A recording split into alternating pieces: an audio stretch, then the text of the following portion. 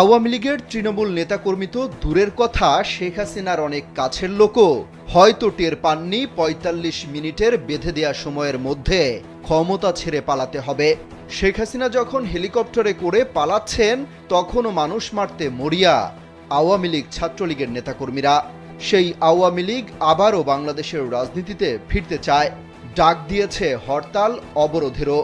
আদৌ কি সম্ভব কয়েক মাস বা বছরের মধ্যে আওয়ামী লীগের প্রত্যাবর্তন? কি বলছেন বিশেষজ্ঞরা?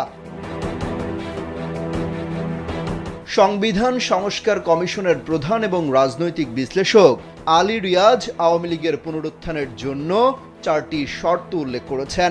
সেগুলো হলো 16 বছরের শাসনামলে, বিশেষ করে 2024 সালের আন্দোলনের সময় সংগঠিত অপরাধের জন্য নিঃশর্ত ক্ষমা চাওয়া, দলের বর্তমান মতাদর্শ পরিত্যাগ করা, শেখ হাসিনার পরিবারের